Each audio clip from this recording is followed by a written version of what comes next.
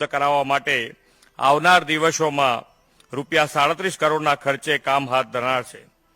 ગુજરાતમાં આદરણીય શ્રી નરેન્દ્રભાઈના માર્ગદર્શનમાં પ્રવાસન પ્રવૃત્તિને ખૂબ વેગ મળ્યો છે. ગુજરાતની પવિત્ર ભૂમિ પર અનેક પ્રતિષ્ઠિત દેવસ્થાનો છે. તેના કારણે આજે પિલગ્રિમેજ ટુરિઝમનો રાજ્યમાં મોટા પાયે વિકાસ થયો છે. જ્યારે પ્રવાસીઓની સંખ્યા વધે ત્યારે તેને અનુકૂળ સગવડતાઓ યુક્ત સ્વચ્છ અને સુંદર યાત્રાધામો હોય તે પણ જરૂરી છે. રાજ્ય સરકાર યાત્રિકોની પ્રાર્થના અને પર્યટન બંને સુગમ બને તે માટે સતત પ્રયત્નશીલ છે. આના પરિણામે ગુજરાતના યાત્રાધામો ભવ્ય બની રહ્યા છે. વડાપ્રધાન શ્રી દ્વારા યાત્રાધામના વિકાસ માટે શરૂ કરવામાં આવેલી ભારત સરકારની પ્રસાદ યોજનામાં દ્વારકા, સોમનાથ અને અંબાજીનો સમાવેશ કરતા આ યાત્રાધામોના વિકાસને વધુ વેગ મળ્યો છે. સોમનાથ દર્શને આવતા પ્રવાસીઓ માટે આધુનિક સગવડતાવાળા સર્કિટ હાઉસનું નિર્માણ કરવામાં આવ્યું છે. તાજેતરમાં તેનું લોકાર્પણ માનનીય વડાપ્રધાનશ્રીના હસ્તે થયું છે. અંબાજીમાં સુવર્ણજડિત મંદિરની સાથે 51 શક્તિપીઠ પરિક્રમા પથ તૈયાર થતા યાત્રિકોને એક જ સ્થળે 51 શક્તિપીઠના દર્શનનો લાભ મળતો થયો છે. ₹61 કરોડના ખર્ચે નિર્માણ થયેલા આ પરિક્રમા પથ અને લાઇટ એન્ડ સાઉન્ડ શો શરૂ થતા યાત્રાળુઓની સંખ્યામાં મોટો વધારો જોવા મળ્યો છે. પહેલા દર વર્ષે જ્યારે 75,000 શ્રદ્ધાળુઓ આવતા ત્યારે માત્ર 3 જ મહિનામાં 1.5 લાખ શ્રદ્ધાળુઓએ આનો લાભ લીધો છે. આદરણીય વડાપ્રધાનશ્રીની પ્રેરણાથી માધવપુરા ગેટના પવિત્ર મેળાનું રાજ્યમાં દર વર્ષે ભારત સરકાર દ્વારા આયોજન થાય છે. પૂર્વોત્તર ભારત અને પશ્ચિમ ભારતના સાંસ્કૃતિક અનુબંધનને ઉજાગર કરતા માધવપુરાના આ વર્ષના મેળાનું ઉદ્ઘાટન આદરણીય રાષ્ટ્રપતિ શ્રી રામનાથ કોવિંદજી દ્વારા કરવામાં આવ્યું હતું. આ મેળા દ્વારા રાજ્યના પ્રવાસનને વેગ મળવાની સાથે એક ભારત શ્રેષ્ઠ ભારતની વડાપ્રધાનશ્રીની નેમ પણ સાકાર થાય છે. આપણે જાણીએ છીએ કે ચાંપાનેરને પણ વર્લ્ડ હેરિટેજ સાઇટનો દરજ્જો મળ્યો છે. અહીં દુનિયાભરમાંથી પ્રવાસીઓ આવે છે. અહીં આવતા પ્રવાસીઓને વધુ સારી સુવિધા મળે તે માટે આ વર્ષના બજેટમાં ₹20 કરોડની જોગવાઈ પણ કરી છે. વડાપ્રધાનશ્રીના દિશા દર્શનમાં સરકારે યાત્રાધામોને સુયોજિત વિકાસ કર્યો છે. હવે આપણી જવાબદારી પણ વધે છે. આ સુવિધાઓનો વિવેકપૂર્વક ઉપયોગ થાય, યાત્રાધામ પરિસર સ્વચ્છ રહે તે આપણા પર નિર્ભર છે. આદરણીય વડાપ્રધાન શ્રી નરેન્દ્રભાઈ મોદીએ મન કી બાત કાર્યક્રમમાં દેશના નાગરિકોને અપીલ કરી હતી કે આપણી નજીકના મંદિરો અને પવિત્ર સ્થળોની સાફ સફાઈનું ધ્યાન રાખીએ. આપણે સૌ આજે અહીંથી સંકલ્પબદ્ધ થઈએ કે આપણે ગુજરાતના તમામ યાત્રાધામોને સ્વચ્છ રાખવામાં પોતાનું યોગદાન આપીશું. મહાકાળી માતાના કૃપા આશીષ ગુજરાત પર અવિરત વરસતા રહે અને ગુજરાત વિકાસની રાહે આગળ ને આગળ વધતું રહે એ જ માતાના ચરણોમાં પ્રાર્થના કરી વિરમું છું. જય માતાજી, ભારત માતા કી જય, વંદે માતરમ, જય જય ગરવી ગુજરાત. ખૂબ ખૂબ આભાર મુખ્યમંત્રી શ્રી. આપણે જેને સાંભળવા માટે આતુર છીએ એવા ગુજરાતના પનોતા પુત્ર ભારત માતાના સપૂત યશસ્વી વડાપ્રધાન માન્ય શ્રી નરેન્દ્રભાઈને વિનંતી કરું કે આપણને આવીને ઉદ્બોધન કરે.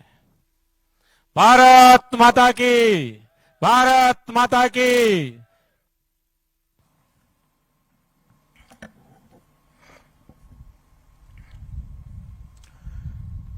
कार्यक्रम में उपस्थित गुजरात के लोकप्रिय मुख्यमंत्री श्री भूपेंद्र भाई पटेल, कालिका माताजी मंदिर ट्रस्ट के प्रेसिडेंट श्री सुरेंद्र भाई पटेल, राज्य सरकार के मंत्री भाई पूर्णेश मोदी, यहां उपस्थित सभी वरिष्ठ पूज्य संतगण, सभी श्रद्धालु साथी, देवी और सज्जनों, आज कई वर्षों के बाद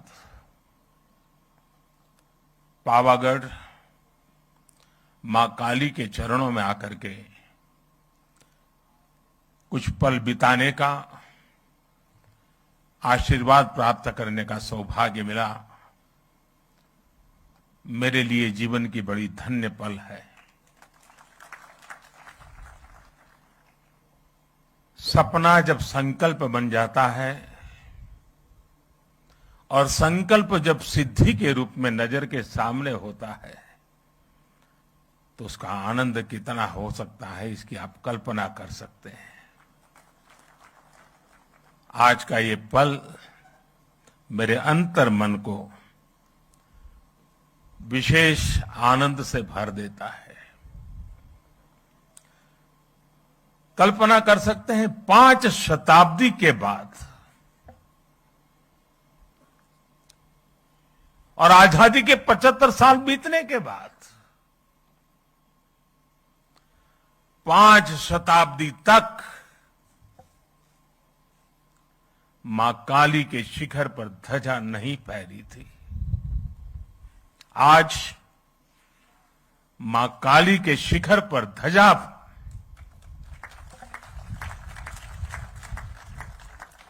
ये पल हमें प्रेरणा देती है, ऊर्जा देती है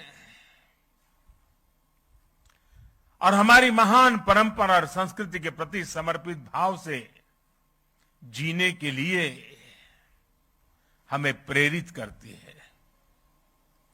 आज से कुछ ही दिन बाद इसी महीने के अंत में गुप्त नवरात्रि शुरू हो रही है।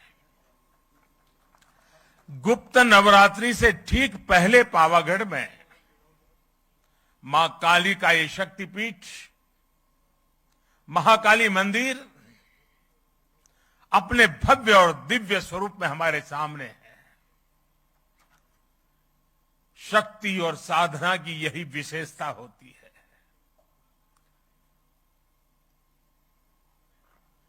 गुप्त नवरात्रि है, लेकिन शक्ति सुप्त नहीं होती है, शक्ति कभी लुप्त नहीं होती है। जब श्रद्धा, साधना और तपस्या फलीभूत होते हैं तो शक्ति अपने पूर्ण वैभव के साथ प्रकट हो जाती है। पावागढ़ में महाकाली के आशीर्वाद से हम गुजरात और भारत की उसी शक्ति का प्राकट्य देख रहे हैं। आज सदियों बाद महाकाली का ये मंदिर अपने विशाल स्वरूप में हमारे सामने हमारे मस्तक को भी ऊंचा कर देता है। आज सदियों बाद पावागढ़ मंदिर में एक बार फिर शिखर पर ध्वज फहरा रहा है। ये शिखर ध्वज केवल हमारी आस्था और आध्यात्म का ही प्रतीक नहीं है। ये शिखर ध्वज इस बात का भी प्रतीक है कि सदियां बदलती हैं, युग बदलते हैं, लेकिन आस्था का शिखर शाश्वत रहता है। भाई और बहनों, अयोध्या में आकर आपने देखा होगा भव्य राम मंदिर आकार ले रहा है। काशी में विश्वनाथ धाम हो या फिर मेरे केदार बाबा का धाम हो, आज भारत के आध्यात्मिक और सांस्कृतिक गौरव पुनर्स्थापित हो रहे हैं। आज नया भारत अपनी आधुनिक आकांक्षाओं के साथ साथ अपनी प्राचीन धरोहर को भी, अपनी प्राचीन पहचान को भी उसी उमंग और उत्साह के साथ जी रहा है। हर भारतीय उस पर गर्व कर रहा है। हमारा ये आध्यात्मिक स्थल हमारी श्रद्धा के साथ साथ नई संभावनाओं के भी स्रोत बन रहे हैं। पावागढ़ में मां काली का मंदिर का पुनर्निर्माण हमारी इसी गौरव यात्रा का एक हिस्सा है। मैं इस अवसर पर मां महाकाली के चरणों में नमन करते हुए आप सभी को हृदय से बहुत बहुत बधाई देता हूं। आज का ये अवसर सबका साथ, सबका विश्वास और सबका प्रयास का भी प्रतीक है। साथियों, अभी मुझे मां काली मंदिर में ध्वजारोहण और पूजन अर्चन का सौभाग्य मिला है। मां काली के दर्शन करते समय मैं सोच रहा था कि आज मां काली के चरणों में आकर क्या मांगू। मां काली का आशीर्वाद लेकर इतिहास गवाह है, स्वामी विवेकानंद जी मां काली के आशीर्वाद लेकर के जन सेवा से प्रभु सेवा में लीन हो गए थे। मां मुझे भी आशीर्वाद दे कि मैं और अधिक ऊर्जा के साथ और अधिक त्याग और समर्पण के साथ देश के जन जन का सेवक बनकर उनकी सेवा करता रहूं। मेरा जो भी सामर्थ्य है, मेरे जीवन में जो भी कुछ पुण्य है, वो मैं देश की माताओं बहनों के कल्याण के लिए, देश के लिए समर्पित करता रहूं। गर्वी गुजरात इस समय इस गर्वी गुजरात की धरती से, मां काली के चरणों से मैं देश की आजादी के अमृत महोत्सव का भी स्मरण करता हूं। साथियों, गुजरात ने जितना योगदान देश की आजादी की लड़ाई में दिया है, उतना ही योगदान देश के विकास में भी दिया है।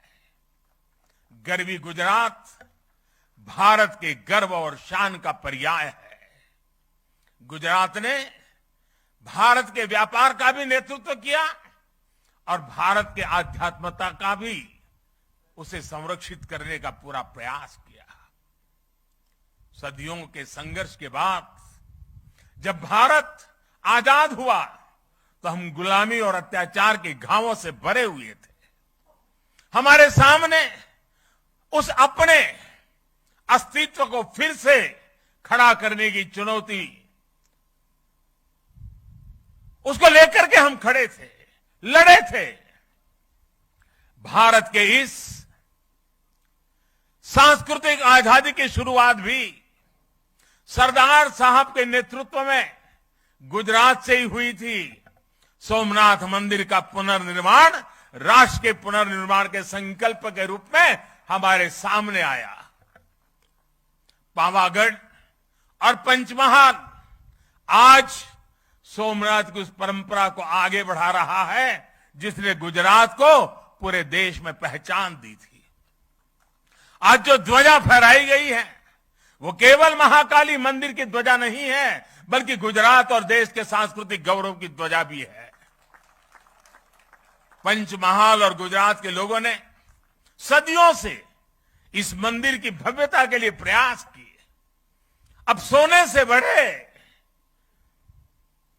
इस कलश के साथ इस मंदिर से जुड़ा वो सपना पूरा हुआ है।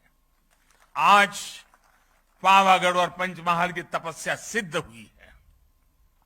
पंचमहाल और इस क्षेत्र में पुराना तो मुझे याद है, आज की परंपरा मुझे उतना पता नहीं है, लेकिन जो पुराना मैं जानता हूं, जब भी कोई शादी विवाह होता था तो इस मंदिर में सबसे पहले भक्त आकर के शादी का जो निमंत्रण पत्र होता था वो मां के चरणों में रख देता था।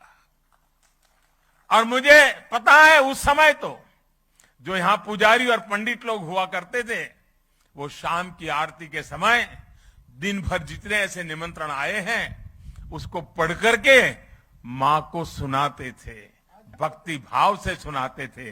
सुरेंद्र काका कह रहे हैं आज भी चल रहा है। बाद में आशीर्वाद में माता की तरफ से मंदिर से जिन्होंने निमंत्रण भेजा है उसे उपहार भी जाता है। कितना बड़ा सौभाग्य।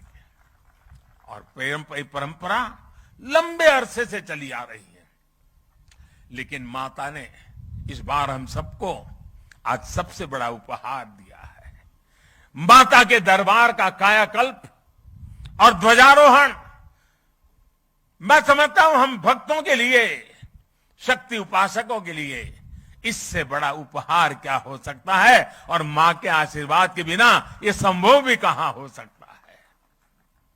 यहां श्री काली का मंदिर को लेकर जो कार्य हुए हैं उसमें एक खास बात और है। महाकाली मंदिर का इतना भव्य स्वरूप दिया गया, लेकिन इस पूरे काम में गर्भगृह में मूल स्वरूप अक्षुण्ण रखा गया। इसे सेवा यज्ञ में गुजरात सरकार, पवित्र तीर्थ यात्रा विकास बोर्ड और ट्रस्ट के लोगों ने मिलकर काम किया। मुझे बताया गया कि मंदिर परिषद की पूरी परिक्रमा के लिए, अभी सुरेंद्र भाई बता रहे थे, दूधिया तालाब और छासिया तालाब को जोड़ने वाला एक परिक्रमा पथ भी तैयार किया जाएगा। यज्ञशाला, भोजनशाला, पर्यटकों के लिए भक्त निवास और छासिया झील से माता जी के मंदिर तक लिफ्ट जैसी सुविधाएं, इसका निर्माण भी किया जाएगा। साथ ही माची के पास अतिथि गृह और मल्टी लेवल पार्किंग का निर्माण भी होगा। पहले यहां पहुंचने के लिए श्रद्धालुओं को कई घंटे लग जाते थे। सीढ़ियों से चढ़ना, यात्रा की थकावट, कठिनाइयों से गुजरना पड़ता था। पहले सीढ़ियां भी कैसी थी, जो पहले आए हैं उनको पता है, उसको सीढ़ी कह सके कि न कह सके, यह हाल था। लेकिन आज वो भी रचना अच्छी हो गई है। अब मंदिर तक पहुंचने के लिए अच्छे पत्थर से अच्छी सीढ़ियां बनाई गई है। सीढ़ियां की ऊंचाई भी ज्यादा नहीं है, बराबर हिसाब से रखा है ताकि चढ़ने वाले को दिक्कत ना हो। पहले मंदिर परिषद में 2 दर्जन लोग भी एक साथ नहीं पहुंच पाते थे। आज 100 से भी ज्यादा लोग एक साथ यहां आ सकते हैं, पूजा अर्चन कर सकते हैं। भीड़ का दबाव कम हुआ है तो यात्रियों के लिए सुरक्षा भी बढ़ी है। मंदिर परिषद के विस्तार से भगदड़ जैसी घटनाओं से भी बचा जा सके, और हमें निरंतर जागरूक रहना ही पड़ता है ऐसी जगह पे। और अब तो इसके बाद शायद यात्रियों की संख्या बढ़ जाएगी, हमें उन सारी व्यवस्थाओं की चिंता करते रहना पड़ेगा। और मैं अभी से सभी काली भक्तों से प्रार्थना करता हूं कि अनुशासन का पालन करना होगा, क्योंकि कठिन जगह है, कोई हादसा न हो जाए। पहले कई बार हादसे होते थे, बड़ी चिंता सताती थी, लेकिन मां के आशीर्वाद से फिर गाड़ी चल पड़ती थी। मैं चाहूंगा हम उस अनुशासन का भी पालन करेंगे, क्योंकि कठिन स्थान है, ऊंचा स्थान है, कठिनाइयों के बीच काम करना होता है। तो हम जितना अनुशासन का पालन करेंगे, यात्रा भी अच्छी होगी, मां के आशीर्वाद भी प्राप्त होंगे। पहाड़ी के ऊपर जो दूधिया तालाब है उसे भी डेवलप किया जा रहा है। इस तालाब के चारों तरफ एक परिक्रमा, सर्कुलर पथ बनाया है। इससे भी लोगों को काफी आसानी हुई है। मां महाकाली के चरणों में आकर हमें बार बार उनके आशीर्वाद प्राप्त करने के लिए का मन स्वाभाविक रूप से होता है। लेकिन पहले पावागढ़ की यात्रा इतनी कठिन थी कि लोग कहते थे कि कम से कम जीवन में एक बार माता के दर्शन हो जाए।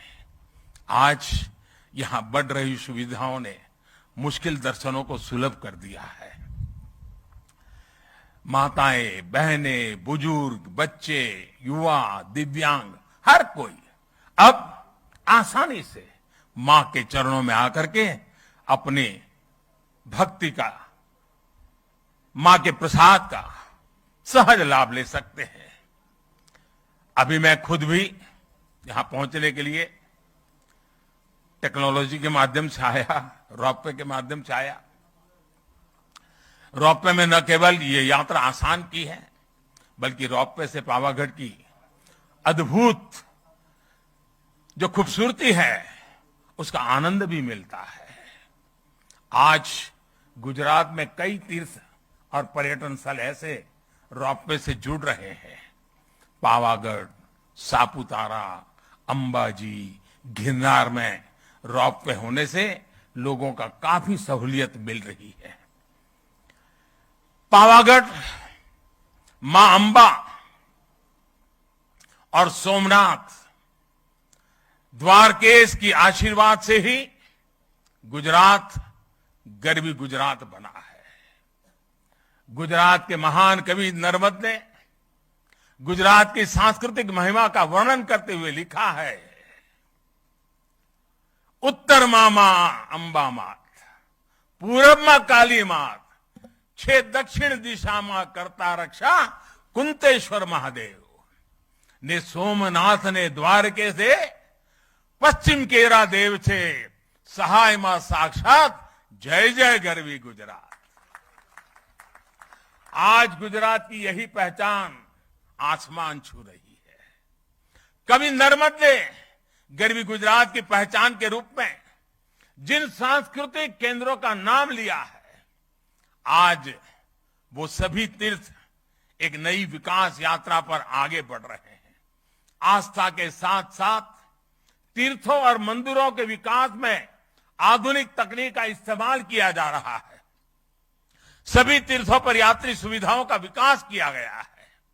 गुजरात के तीर्थों में अब दिव्यता भी है, शांति भी है, समाधान भी है, संतोष भी है, और इससे बड़ा सुख क्या हो सकता है। अगर माता के ही मंदिरों की बात करें, शक्ति के सामर्थ्य की बात करें, तो हम गुजरात के लोग इतने भाग्यवान रहे हैं। और मां शक्ति की पूजा करने वाले भक्तों के लिए गुजरात में तो पूरा एक शक्ति चक्र है, एक शक्ति रक्षा चक्र है। गुजरात का रक्षा कवच के रूप में वो काम कर रहा है।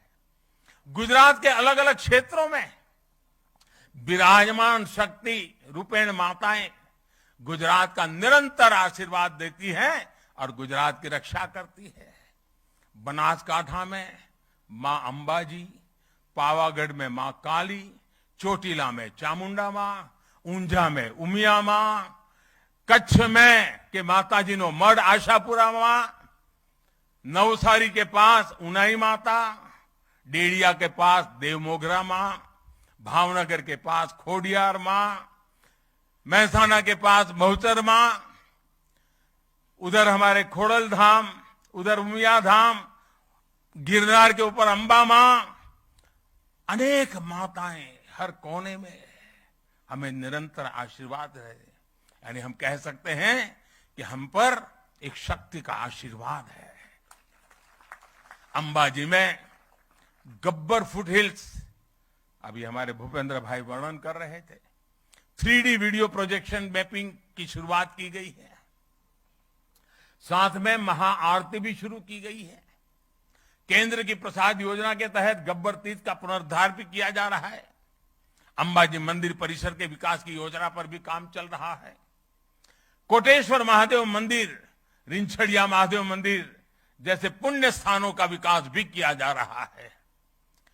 अभी कुछ समय पहले मुझे सोमनाथ मंदिर में भी कई विकास कार्यों के लोकार्पण का अवसर भी मिला था। द्वारिका में भी घाटों, यात्री सुविधाओं और मंदिरों के सौंदर्यीकरण पर भी काम किया गया है। पंचमहाल के लोगों से मेरा आग्रह होगा, बाहर से जो भी श्रद्धालु यहां दर्शन करने आए, उनको आप अपने राज्य के इन सभी स्थानों पर जाने के लिए जरूर कहिएगा। माधोपुर में जहां भगवान श्री कृष्ण और रुक्मणी का विवाह हुआ था, वहां रुक्मणी मंदिर का पुनर्विकास भी किया जाएगा। अभी अप्रैल के महीने में जब भूपेंद्र भाई ने बताया, हमारे राष्ट्रपति जी ने माधोपुर गेट मेले का उद्घाटन करके वो स्वयं यहां आए थे। तीर्थों का ये विकास केवल आस्था के विकास का विषय तक ही सीमित नहीं है, बल्कि हमारे तीर्थ समाज की गतिशीलता और राष्ट्र की एकजुटता के भी एक बड़े महत्वपूर्ण जीवंत प्रतीक है। इन तीर्थों और मंदिरों में आने वाले श्रद्धालु अपने साथ कई नए अवसर भी लेकर आते हैं। किसी भी क्षेत्र में पर्यटन बढ़ता है तो रोजगार भी बढ़ता है, इंफ्रास्ट्रक्चर का भी विकास होता है। हमारे तीर्थ यात्रियों को स्थानीय संस्कृति से तो परिचित करवाते ही हैं, स्थानीय कला, कौशल, शिल्प का भी प्रचार प्रसार होता है। हम सभी इस बात के गवाह हैं। हमारा केवड़िया, वहां का हमारा Ekta Nagar, statue of unity, उसके बाद वहां पर्यटकों की जो संख्या बढ़ी है, आज दुनिया में महत्वपूर्ण पर्यटन क्षेत्रों में वो एक डेस्टिनेशन के रूप में जाना जाने लगा है। दुनिया में उसने भी जगह बना ली है। इसी तरह सुविधाएं बढ़ने के बाद काशी विश्वनाथ धाम और चार धाम यात्रा में भी श्रद्धालुओं की संख्या नित्य नए रिकॉर्ड बना रही है। इस बार तो केदारनाथ में अभी तो कुछ ही सप्ताह हुए हैं, सारे रिकॉर्ड तोड़ दिए हैं, इतने यात्री वहां पहुंचे हैं। पावागढ़ के विकास से मंदिर में आने वाले श्रद्धालुओं की संख्या बढ़ेगी, तो उसका लाभ बड़ौदा हो, पंचमहाल हो, इस पूरा हमारा वनवासी पट्टा हो, हमारे आदिवासी भाई बहन हो, सबके जीवन में एक बहुत बड़ी ताकत भरने वाला है। जो श्रद्धालु मंदिर में आएंगे वह यहां से विरासत वन भी जाएंगे। विरासत वन प्रकृति, पर्यावरण, परंपरा और आयुर्वेद जैसे विषयों पर देश के लिए एक बड़ा आकर्षण और प्रेरणा का केंद्र बन सकता है। इसी तरह आर्कियोलॉजिकल पार्क और पावागढ़ किला के लिए भी आकर्षण बढ़ने वाला है। विकास ये कार्य पंचमहाल को देश में प्रमुख पर्यटन स्थल के रूप में उभरने में मदद करेंगे। पावागढ़ में अध्यात्म भी है, इतिहास भी है, प्रकृति भी है, कला संस्कृति भी है। यहां एक और मां महाकाली का शक्तिपीठ है, तो दूसरी ओर जैन मंदिर की धरोहर भी है। यानी पावागढ़ एक तरह से भारत के ऐतिहासिक विविधता के साथ सर्वधर्म समभाव का केंद्र रहा है।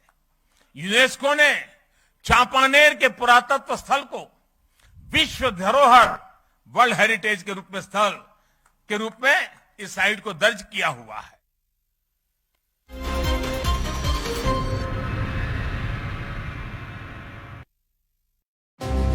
સૌના સાથથી, સૌના વિશ્વાસ સુધી, જન જનના પ્રયાસોથી, ગુજરાતના વિકાસ સુધી, વડાપ્રધાન નરેન્દ્રભાઈ મોદીના માર્ગદર્શનથી, મુખ્યમંત્રી ભૂપેન્દ્રભાઈ પટેલના